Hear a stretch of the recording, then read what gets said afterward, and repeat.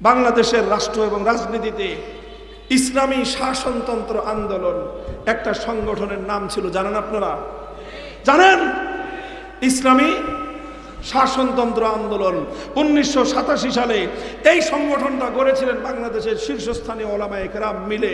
শাইখুল হাদিস আল্লামা আজিজুল হক রহমতুল্লাহ আলাইহি, পীর সাহেব চরমনাই মরহুম সৈয়দ ফজলুল করিম রহমতুল্লাহ আলাইহি, হযরত মাওলানা আব্দুল গফফার সাহেব রহমতুল্লাহ আলাইহি, পীর সাহেব বাইতুল শরফ আব্দুল জব্বার রহমতুল্লাহ আলাইহি, হযরত মাওলানা আব্দুল্লাহ হোসেন সাইদি রহমতুল্লাহ আলাইহি, মাওলানা কামালউদ্দিন জাফরি সাহেব সহ বাংলাদেশের শীর্ষ আলেমরা মিলে ইসলামী শাসনতন্ত্র আন্দোলন, অর্থাৎ আমরা বাংলাদেশে ইসলামী শাসনতন্ত্র বাস্তবায়ন করতে চাই, এই ছিল আমাদের দাবি।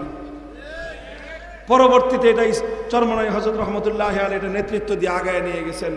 কিন্তু 2011 পরে 2006 সালের পরে একটা আইন করলো বাংলাদেশে যে রাজনীতি করতে হলে নির্বাচন কমিশনের নিবন্ধন লাগবে।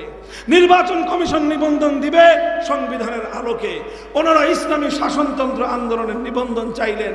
তখন নির্বাচন কমিশন বলল যে আপনি ইসলামী শাসনতন্ত্র বাস্তবায়ন করতে চান, বাংলাদেশের সংবিধানের আলোকে ইসলামী শাসনতন্ত্রের কথা বলাটা অবৈধ। কারণ বাংলাদেশ হলো কুফরি শাসনতন্ত্র, এই কুফরি শাসনতন্ত্রের অধীনে ইসলামী শাসনতন্ত্রের কথা বলা যাবে না।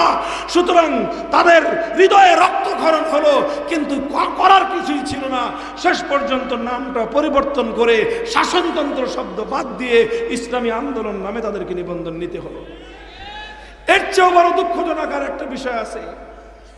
বুঝেন, কথা বুঝেন কোন দেশে আপনি বসবাস করেন, আর এই দেশটাকে আপনার পরিবর্তন করতে কেন হবে এটা আপনার বুঝতে হবে, শুধু আমরা হুজুররা বুঝলে হবে না।